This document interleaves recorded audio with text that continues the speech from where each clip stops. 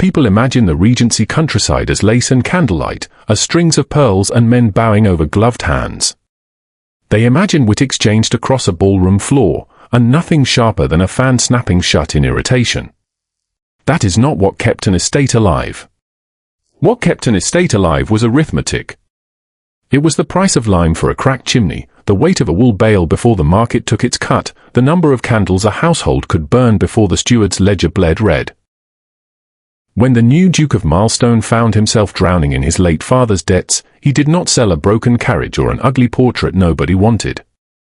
He sold the one person holding his entire inheritance together, and he did it the way a man sells a chair, as a line item, folded into the price of a house. He believed she was property that came with the estate. The men and women who lived and starved and thrived by her hand believed otherwise, and they were about to prove it. Beatrice Wren had mud on the hem of her gown that had outlasted 3 harvests. She stood at the window of the estate office at Milestone with her arms folded, watching rain streak down glass that had not been cleaned since her father held her position 22 years before she was born to keep it. On the desk behind her sat 4 ledgers, their leather spines gone soft and grey with handling, each one a small, patient god that knew everything the great house pretended not to. They knew the exact bushel yield of the western wheat. They knew which tenant's roof would fail before the first snow. They knew that the widow Coombs at the edge of Faro would needed 6 shillings before Christmas or she would not survive January. Nobody upstairs in the manor knew any of that. Beatrice knew all of it, because for 11 years, since her father's hands had grown too unsteady to hold a quill, she had been the one who actually ran Milestone. Not managed it from a drawing room. Ran it, boots in the mud, hands in the ledgers, awake before the roosters and asleep long after the last candle in the tenant cottages had gone dark. The old Duke, Edmund Sutcliffe, had understood exactly what she was worth. He had signed her to a contract most stewards would have wept to receive, a decade of guaranteed service, a fair wage, a stone cottage on the grounds with her name, unofficially, carved into the lintel by the men who respected her. He never once looked over her shoulder at her columns of figures. He trusted the woman who could read a coming frost in the colour of the evening sky better than any London almanac. The old Duke was 6 weeks dead now, and his nephew had inherited the title along with everything else, the land, the tenants, the debts nobody had bothered to mention to him until the solicitors laid it all out in a single brutal afternoon. Miss Wren. She did not need to turn to know who stood in the doorway. The cadence of his boots on the floorboards was already familiar to her, and already grating, too light, too careful, a London man's step, unused to uneven stone. Rowan Sutcliffe, the new Duke of Milestone, was younger than his uncle by 30 years and looked, to Beatrice's eye, like a man built entirely out of tailoring. Sharp collar, sharper cheekbones, a coat that had never once been rained on before he arrived at this estate 3 weeks ago trailing an entourage of valets, a mountain of unpaid vowels from card tables in St. James's, and an expression that suggested the countryside was something to be endured rather than understood. "Your Grace," Beatrice said, without turning fully, without the curtsy a lesser woman might have offered. Her hands were stained with ink. She had long since stopped pretending that mattered. He crossed to the desk and let his fingers drift across the spine of the topmost ledger, the way a man might touch something he did not understand but suspected was valuable. "I have concluded the sale of Millbrook." Beatrice's spine went very still. Millbrook was the smaller of the 2 manors under the Milestone name, tucked along the southern boundary. 1,800 acres of the finest arable soil in the county, 22 tenant farms, and a mill that had turned grain into flour for 3 generations without once standing idle. It was, without argument, the most profitable piece of the entire dukedom. "Millbrook is the heart of this estate's income, Your Grace," she said carefully. "May I ask who has purchased it?" "A Mr. Josiah Pratt. A mill owner from Leeds. He has the capital, and he was willing to move quickly. The sale clears every creditor in London and leaves enough to re-roof the east wing besides." Rowan said this the way another man might announce the weather. "Mr. Pratt manufactures cloth, Your Grace. He does not farm. He is aware of that. Which is, as it happens, why I am here. Rowan reached into his coat and produced a folded document, laying it on the desk with a precision that felt almost surgical. Mr. Pratt was reluctant to purchase Millbrook without some assurance the land would continue to turn a profit under his ownership. He insisted on the house being sold furnished, the silver, the tapestries, the dining set. And he insisted on one thing further. Beatrice looked at the parchment. It took her only a heartbeat to recognize her own hand at the top of it, her own signature at the bottom, dated 11 years prior.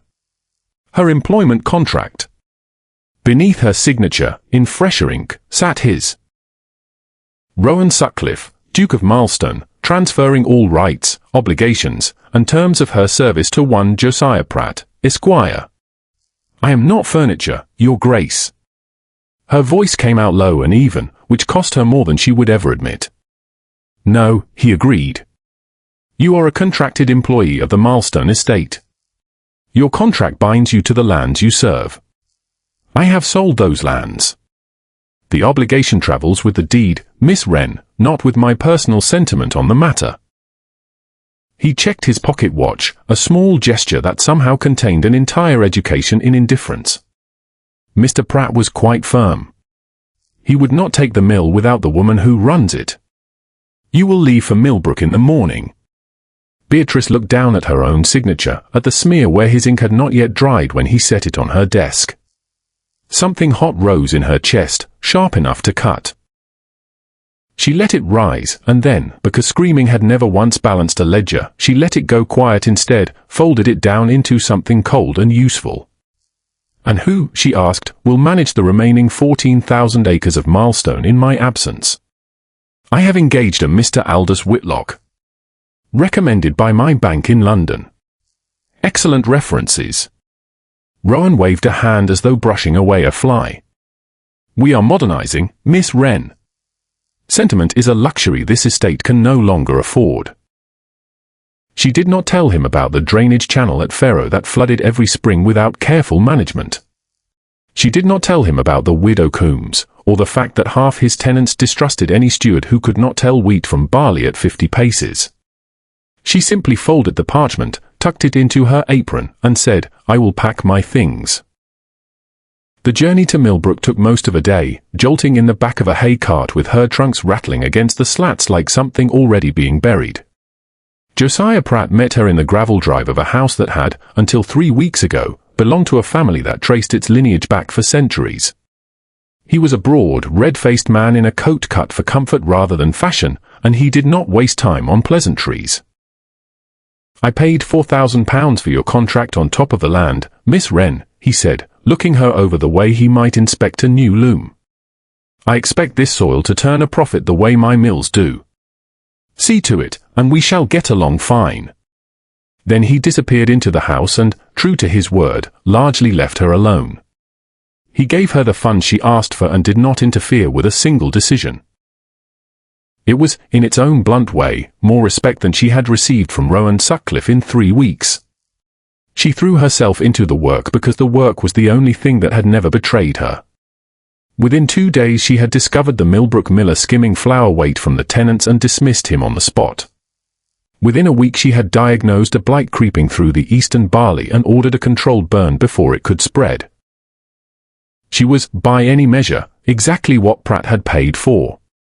And yet every night, in the narrow room she had been given above the old still room, she lay awake and thought of Milestone, of the widow Coombs, of the drainage channel, of tenants who did not yet know that the woman who had kept them fed through 2 bad winters was gone. Back at Milestone, the silence Beatrice left behind did not stay silent for long. It began with the well pump at the home farm, which cracked on the 2nd day. Beatrice would have had the village smith up the hill within the hour, paid from petty cash she kept for exactly this purpose. Mr. Whitlock, newly arrived from London with a leather satchel of banking references and absolutely no mud on his boots, demanded 3 written estimates before he would authorize a single shilling. The milk soured in the pails while he waited for paper. 3 days of profit, poured into the dirt. Then came the shearing. The itinerant crew that came through every June had worked Milestone land for a decade because Beatrice always guaranteed them a hot meal and honest pay the day the work was done. Whitlock, citing a dip in wool prices reported in a London paper 4 days old, tried to renegotiate their rate halfway through the flock. The shearers set down their tools and walked. 400 sheep stood half-shorn in a cold spring rain, and by the time Whitlock scrambled to hire replacements at twice the cost, a dozen had died of exposure. It was in the taproom of the Plough and Star, 3 nights later, that the real fracture split open. Thomas Baird brought his tankard down on the scarred oak table hard enough to make the candle flames jump. He was a broad man, weathered the color of the soil he worked, with hands like roots and a voice that had spent 50 years shouting over wind and cattle. He sold her, Baird said, to no one and everyone. Sold her like a sack of seed corn to a mill owner in Leeds. He transferred her contract, said a younger farmer named Hale, though he looked no less sour about it. Legally, it's within his right. Don't give me London words for a dirt deed, Baird snapped. My grandfather laid the stone walls on the east pasture with his own 2 hands. My father near died pulling the old Duke's carriage from the Faro ditch in a storm. We have given this land our blood for 4 generations, and Beatrice Wren was the only person up at that house who ever gave a damn what it cost us. She halved my rent the year the river flooded my lower field. She sat up 2 nights running with my daughter's fever when the physician was 3 counties away seeing to someone with a title. She was milestone. Whatever's living in that manor house now is a stranger wearing the name. A low murmur ran through the room. Fear sat beneath the anger, the old, familiar fear. A duke was a duke, and a tenant was a tenant, and everyone in that room had grown up understanding exactly where that line was drawn. Whitlock sent word to Miller's boy about the roof, said a quiet voice from the corner, old Josiah Fenn, whose thatch had kept out the weather for 30 years. Says it's not in keeping with the estate's new standard. Says I've to have it slated by Michaelmas or face notice to quit.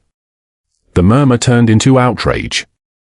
Slate was a ruinous expense for a man who lived by barley and turnips. Beatrice would have known that in a heartbeat.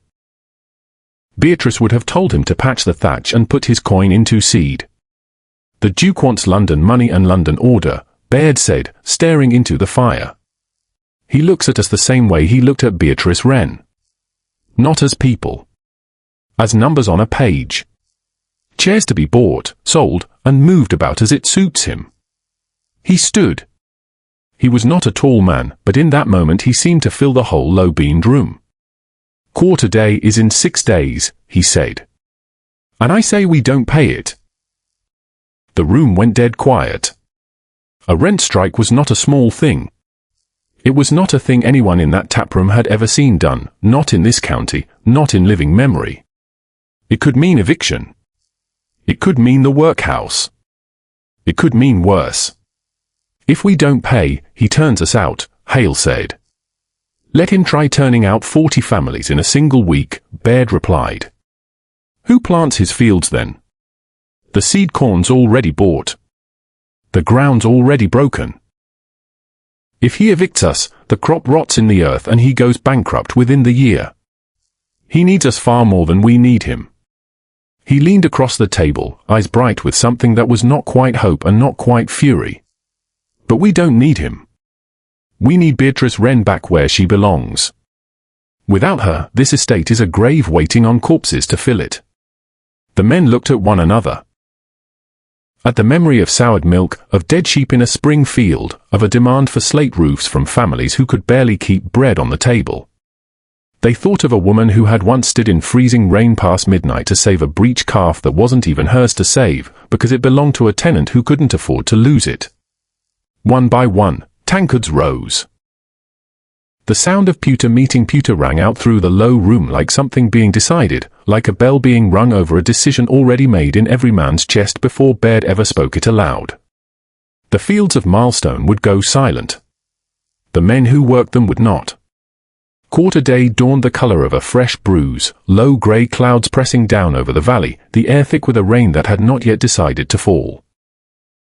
Rowan sat behind the wide mahogany desk in the estate office, Beatrice's desk, though he had already replaced her worn leather chair with a velvet upholstered one shipped down from London, as though the room itself needed correcting. Beside him stood Whitlock, thin and twitchy, a ledger balanced on his forearm.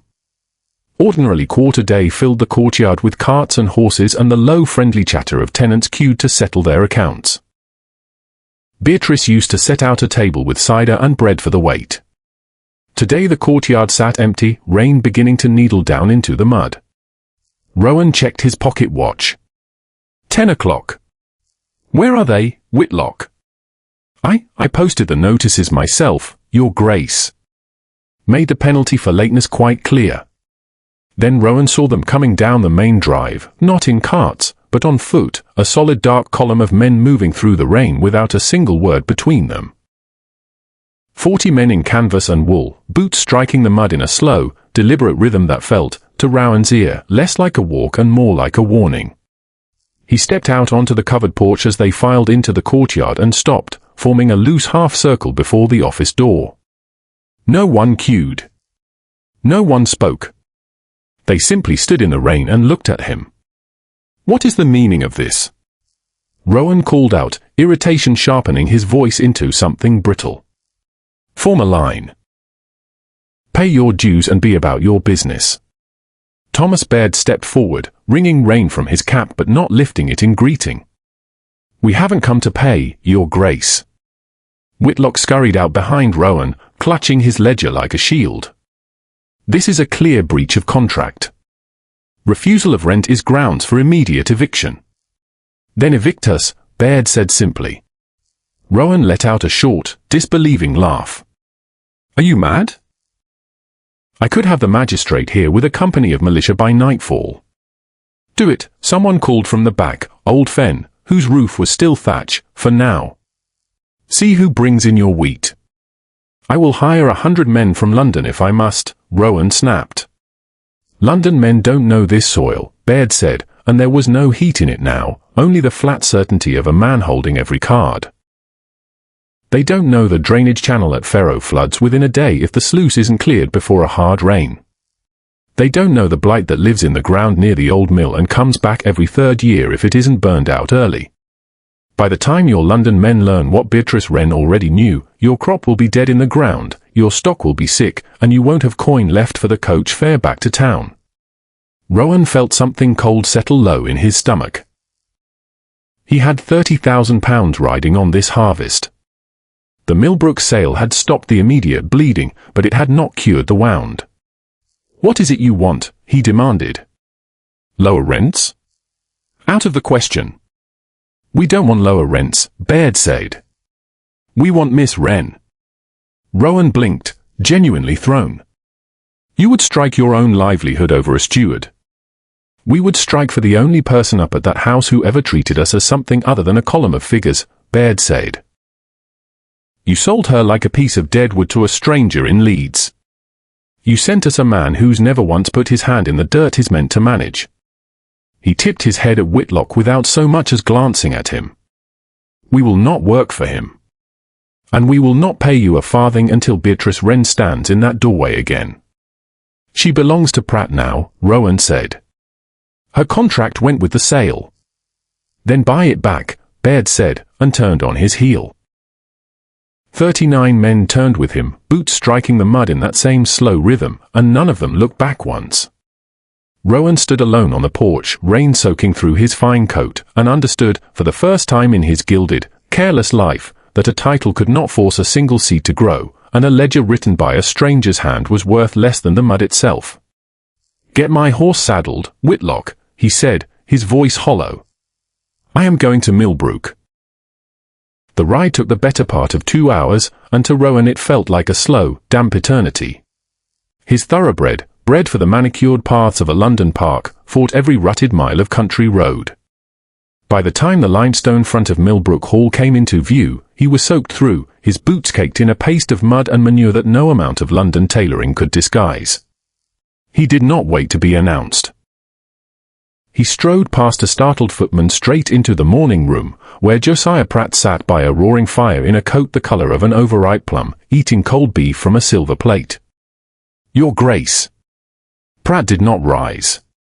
To what do I owe this pleasure?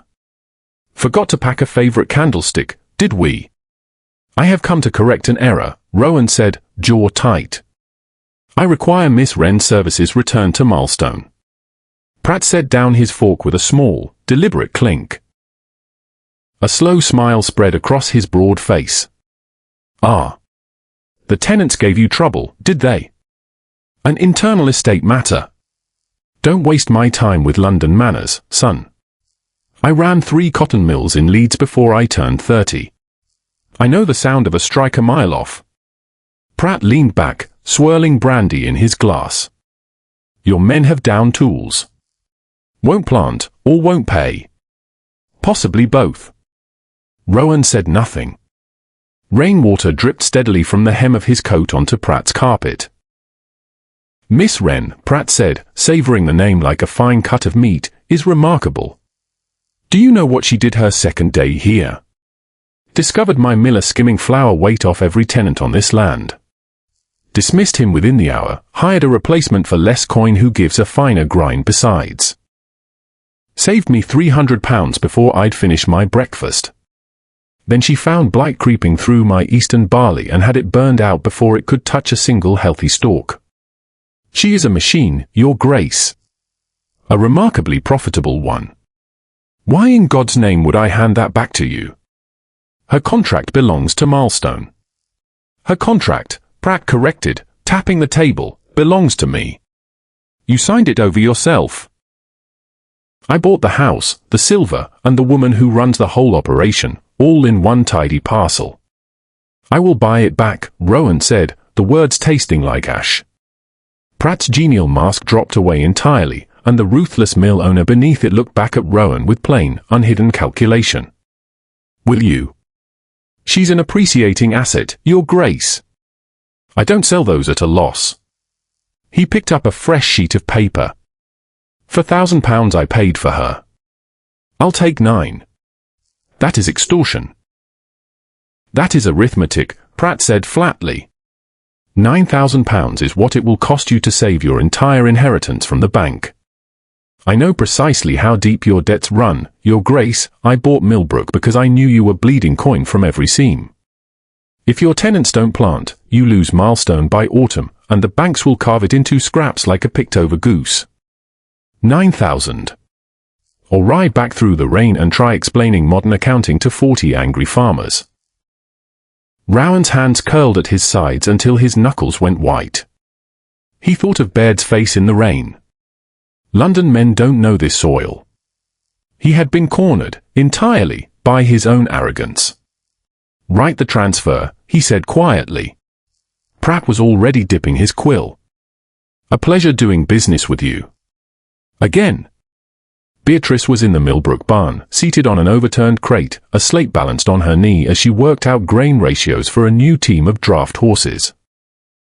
The barn smelled of hay and old timber, and it was, in its own small way, the closest thing to peace she had found since leaving Milestone. Pratt did not care about the land the way she needed someone to care. He cared about the yield. He never once asked how the tenant children fared through a hard winter. The barn door creaked open on a gust of cold, damp air. Thomas, I told you the oats need to be 3 parts to 1 with the barley, not 2, or the new team will. I am not Thomas. Beatrice's chalk snapped clean in half against the slate. She looked up, and there in the doorway, backlit by grey afternoon light, stood the Duke of Milestone, looking less like a peer of the realm and more like a man who had been dragged behind his own carriage through several miles of English weather. She rose slowly, brushing chalk dust from her skirts, her face settling into the same careful blankness she had worn for 11 years in front of difficult men. Your Grace. Have you lost your way? The main house is up the drive. I'm certain Mr. Pratt can find you a towel. I am not here for Pratt. He crossed the barn, stopping a careful distance away, entirely out of place among the harnesses and pitchforks. I am here for you. There's a carriage waiting. Pack your things. For a moment she thought it a cruel joke. But the tight, panicked lines at the corners of his eyes told a different story. I don't understand, Your Grace. I am an employee of Mr. Pratt's. You saw to that yourself. Pratt has relinquished your contract, he said, jaw tight. I have repurchased it. You are to return to Milestone. The silence between them stretched long and cold. Beatrice looked at the man who had signed away 11 years of her life with a single stroke of a pen, and something that had been banked down and careful inside her chest since that morning in the estate office rose up now, colder than before, more deliberate. "No," she said quietly. Rowan blinked. "I beg your pardon." "No," she said again, louder. "I will not pack my things, and I will not step into your carriage." "You do not have a choice in the matter, Miss Wren. You own a piece of paper," she cut across him, closing the distance between them, all professional deference gone from her voice now. "Do you imagine you may simply trade me back and forth across county lines every time your books fail to balance?" Colour rose dark up his throat. "There is unrest at Milestone. The tenants have grown uncooperative."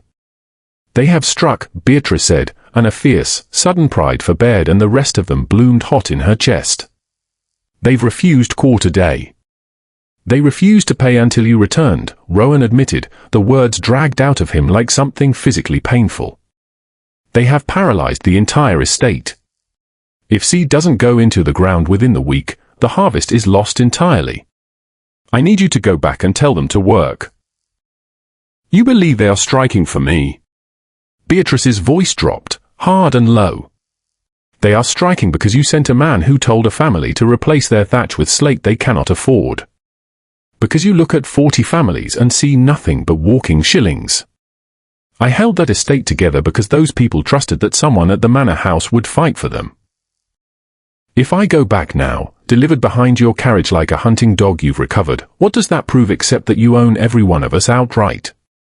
"I paid £9,000 for your contract this afternoon," Rowan said, temper finally cracking through. £9,000, Miss Wren. I do not have patience left for your pride. Get in the carriage." She did not flinch. £9,000 could have rebuilt the Faro Bridge and paid winter coal for every cottage on the estate. Instead you handed it to a mill owner to buy back something that was already yours for nothing, if only you'd had the sense not to sell it in the first place. She turned toward the barn door. "Send the driver home." "Where are you going?" "To tell him he's wasted a journey," she said, pushing the heavy door open. "I am not returning to Milestone under the old contract. If you want me back, Your Grace, you are not purchasing a steward. You are hiring a partner. And the price has just risen considerably." The Millbrook estate office was smaller than the one at Milestone, but it was dry, and that was more than could be said for either of them at present. Beatrice sat behind the desk. Rowan stood opposite, still damp, his ruined coat draped over a chair, exhaustion written plainly across his face. "The old contract is void," Beatrice said, pulling a fresh sheet of parchment from the drawer and uncorking her ink. "Your grandfather's solicitor drafted a clause into my original terms stating my service could not be sold or sublet without my express written consent. Selling me to Pratt broke that clause the moment your signature touched the page. A detail your London lawyers evidently overlooked." Rowan rubbed at his temples, a headache pounding behind his eyes. "What is it you want, Miss Wren? More coin? I'll double your wage and be glad of it." "Keep your money," she said, already writing, her hand sharp and precise across the page. "What I want is authority. Item 1, Mr. Whitlock is dismissed today. He will have until noon tomorrow to remove himself from Milestone entirely. He was recommended by my bank. He is a man who cannot tell a plough from a butter churn," she said without looking up.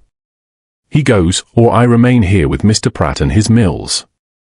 Rowan's jaw worked. "Done. Item 2. The slate mandate is revoked, in full and permanently. Tenants will repair their roofs as they see fit. Furthermore, the estate will establish a standing relief fund, 5% of every quarter's profit, held in trust under my management, to be used solely for tenants facing blight, flood, or hardship through no fault of their own. You want me to hand over 5% of my income to the very men who nearly ruined me a week ago. I want you to invest 5% of your income in the men who keep you from starving," she corrected, looking up at him at last, her eyes dark and entirely unyielding. "They are not machines, Your Grace.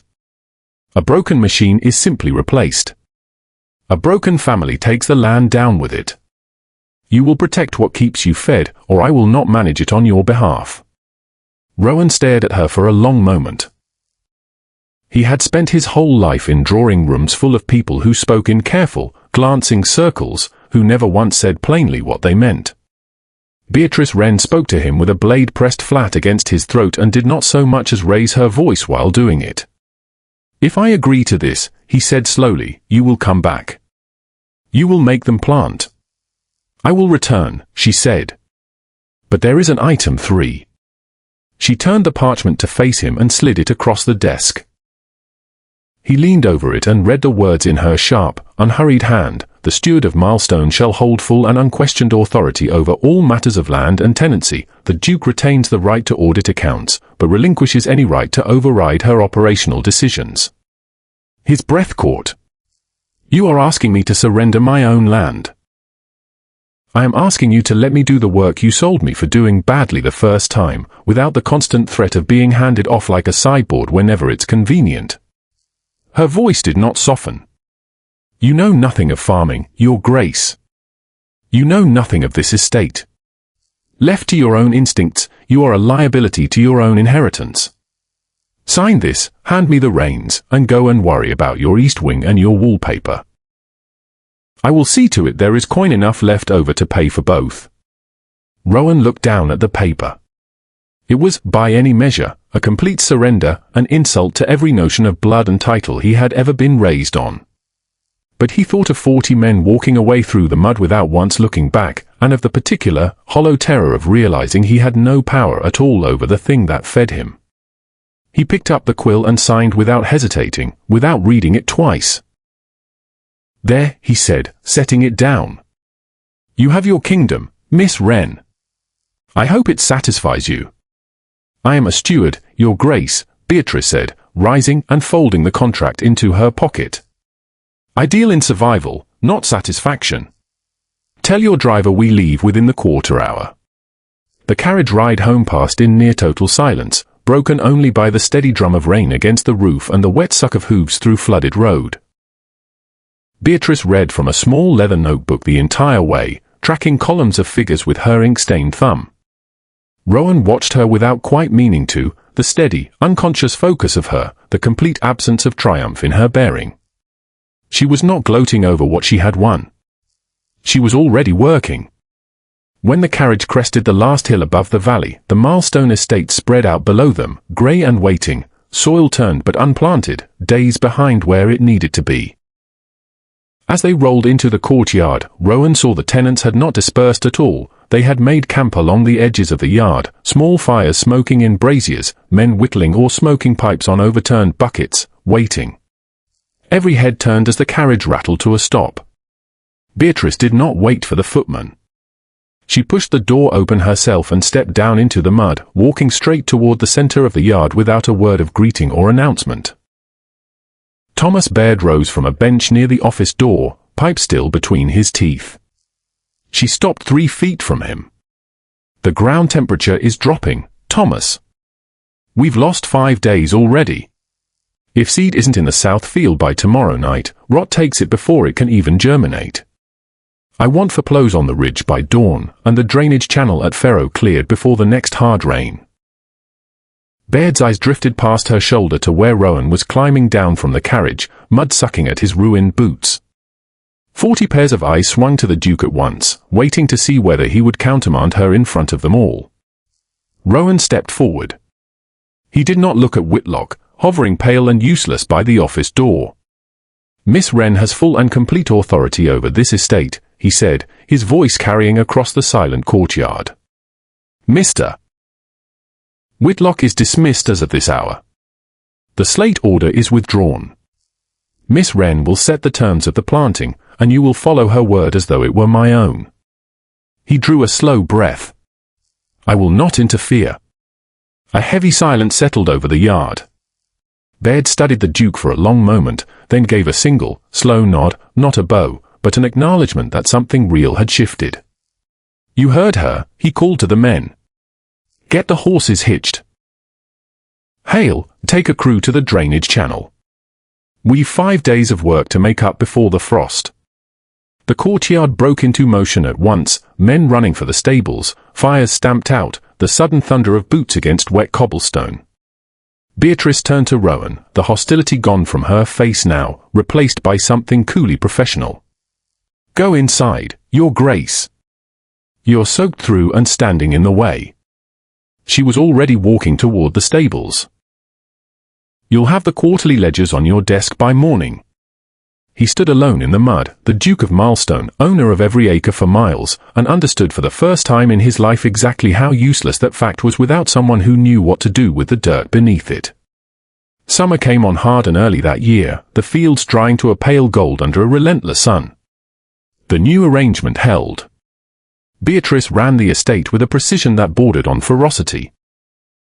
The relief trust established within the week, timber contracts renegotiated, 2 idle bailiffs dismissed within the same afternoon, her boots in the eastern fields before the sun had fully cleared the ridge each morning.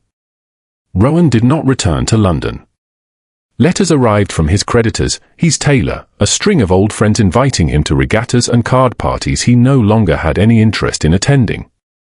He fed them all to the fireplace, one by one, and instead began to watch Beatrice work. At first it was suspicion, he was waiting for the mistake that would let him reclaim his footing. The mistake never came. Suspicion slowly gave way to curiosity. He began sitting quietly in the corner of the estate office while she met with tenants, listening to a language he did not understand, crop rotation, the price of lime, the gestation of ewes. He began asking questions, not of Beatrice, who had no time to spare, but of Baird, whom he found one afternoon rebuilding a stretch of dry stone wall. "Why do the stones lean inward like that?" Rowan had asked, standing in his riding clothes at the edge of the field. Baird had looked at him for a long moment, spat into the grass, and handed him a rough-hewn stone. "Put it there yourself and find out." Rowan ruined a pair of gloves that afternoon, and learned more about weight and friction and the slow patient logic of a stone wall than he had learned in an entire education at Oxford. By the height of summer he had stopped wearing broadcloth entirely. He wore canvas and wool like the rest of the men, and the soft, uncalloused hands of a gentleman had hardened into something rougher, something useful. He did not give orders. He honored the contract exactly as he'd signed it. But he stopped haunting his own land like a ghost, and slowly became something closer to a pair of working hands. The true test came in late summer, a week before the wheat harvest was due to begin. The sky over Milestone turned a bruised, sickly color by mid-afternoon, the air pressure dropping so fast Rowan felt it in his ears from inside the manor. Then the sky opened entirely. Not rain, but a solid grey wall of water, hammering the fields, turning every road to a running river within the hour. Rowan found Beatrice in the front hall, already fastening a heavy waxed cloak. "The river," she said, before he could ask. "It's cresting early. If the sluice gates at the old mill aren't opened by hand, the water backs up and floods the lower wheat field entirely. We could lose a third of the harvest within the hour. I'll send a footman. They don't know how to work the winch. The gears have rusted solid, it takes real leverage." She was already tying the cloak tight. "I'm coming with you." She looked at him, surprised. "It's dangerous, Your Grace. The banks will be sliding." "I said I'm coming." They rode out through blinding rain on heavy workhorses, the water hitting Rowan's face like flung gravel. By the time they reached the old mill, the river had become something monstrous. Brown, roaring, tearing whole branches downstream, inches from cresting the earthen bank that stood between it and the golden wheat swaying wildly in the wind. Baird and 3 other men were already straining against the great iron wheel that controlled the sluice gate, the gears shrieking under the pressure of the flood. "It won't turn." Baird bellowed over the roar of water. "The pin's jammed solid." Beatrice slid off her horse into knee-deep mud. "There's a release lever at the base. Someone has to force it free while the wheel is under tension."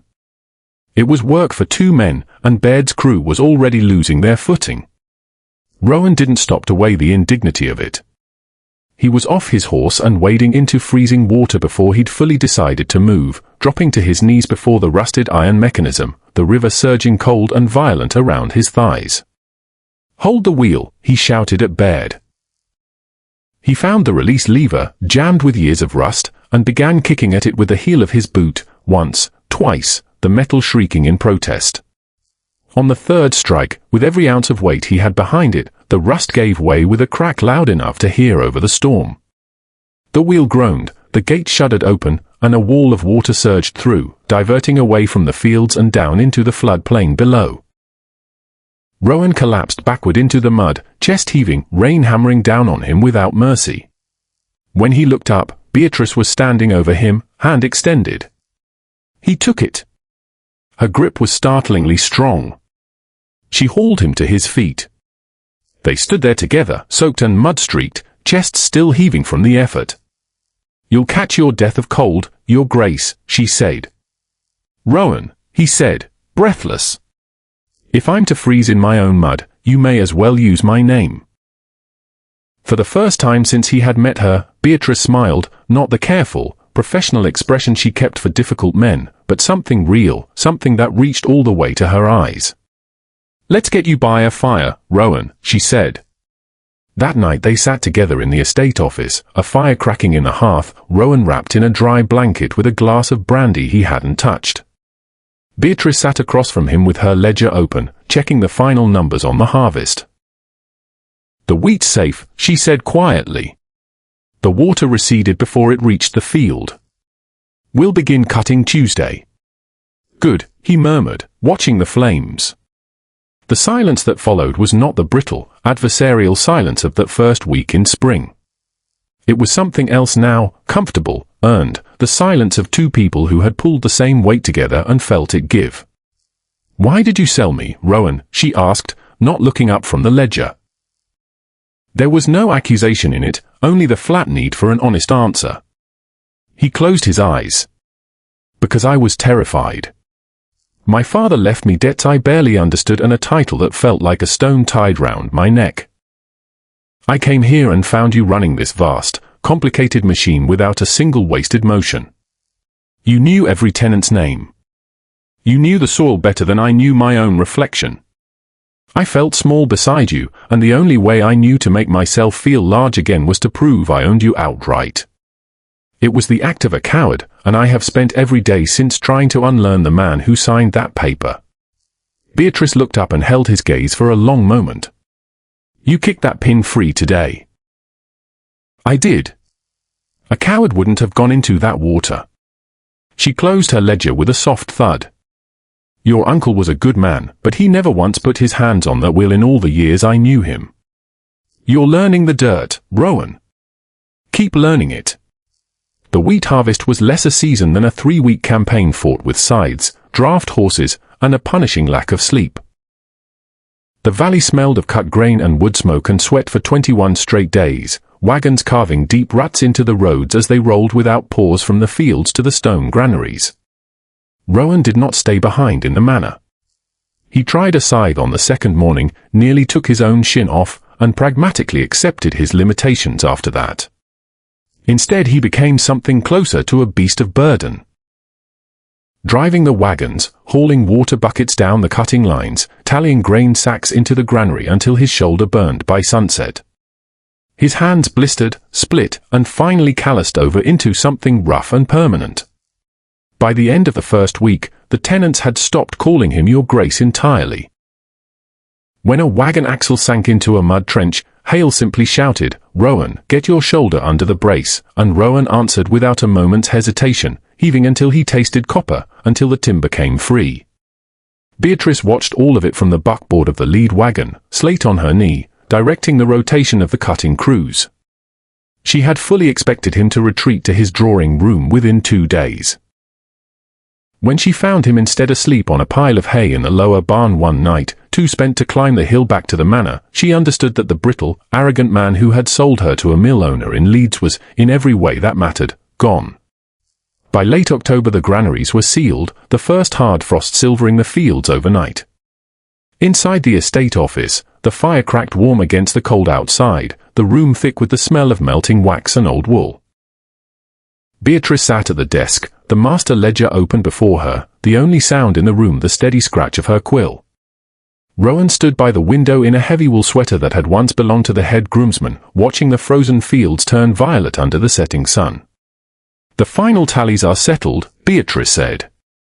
The scratching stopped. Rowan turned from the window. "And?" "Yield came in 20% above our spring projections, even with the flood, even after setting aside the 5% for the relief trust. Net profit stands at £19,000. She closed the ledger with a solid thud. "Every debt in London is cleared. Winter wages are already distributed.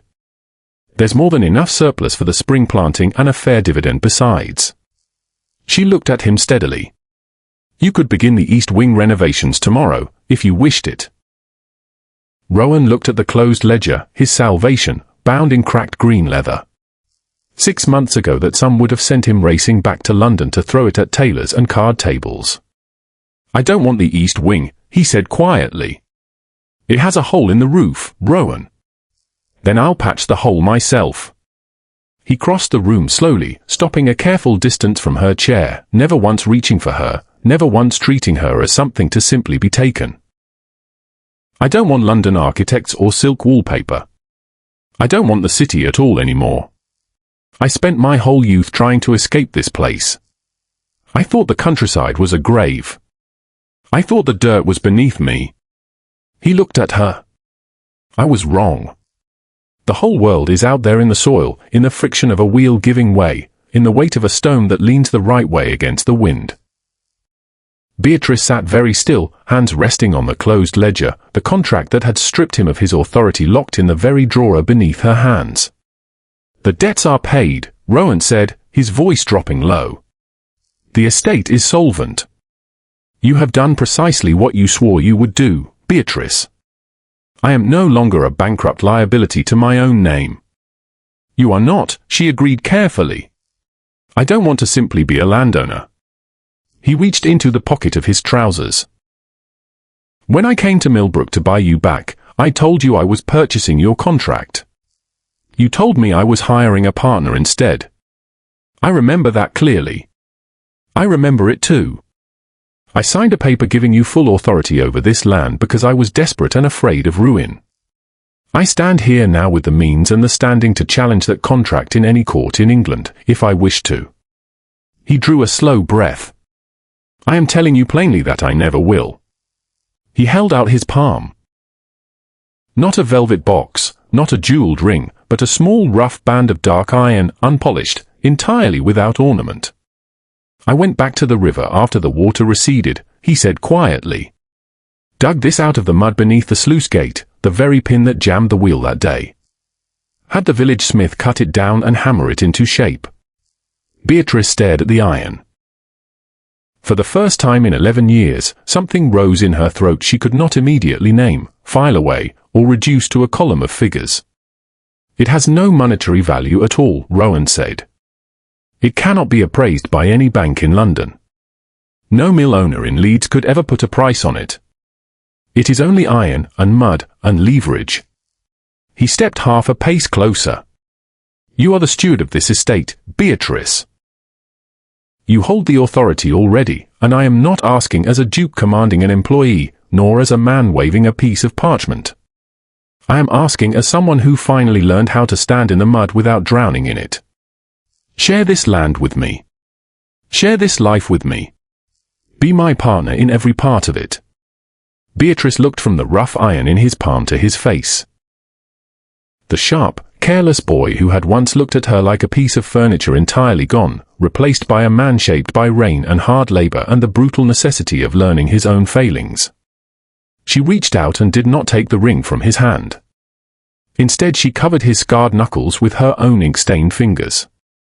"Item 4, she said softly, a fierce, unguarded smile breaking across her face at last. "The Duke shall not make decisions of lasting consequence during working hours." Rowan let out a breath that was half laugh, half relief, glancing at the clock ticking steadily in the corner. "Is it past 5? "It is." Beatrice lifted the iron ring from his palm and slid it onto her own hand, cold and heavy and perfectly fitted against the ink stains on her fingers. Then the ledger, she said, pulling him down by the collar of his rough wool sweater, is balanced. Outside, the last light slipped below the ridge, throwing long shadows over fields already resting under the first frost of the year. The manor stood quiet behind them. The furniture that had once been bartered away in a moment of panic sat safe in its rooms, unsold, unremarkable now beside everything else that had nearly been lost and was not. And the woman who ran the estate belonged, at last and entirely, only to herself. Standing beside a man who had finally learned exactly what that was worth. True authority was never inherited through a bloodline, and it was never purchased with a signature on a deed. It was earned in the mud, in the ache of a shoulder under a wagon brace, in the plain, hard-won respect of people who do the real work that keeps a house standing. Rowan believed he owned Milestone because his name sat on a title. He learned, the hard way, that the land only ever answers to the people who actually kneel down and work it. If this story pulled you in, give it a like, send it to someone who loves a strong heroine who never once needs rescuing, and follow the channel. More grounded, dirt under the fingernails historical dramas are on the way.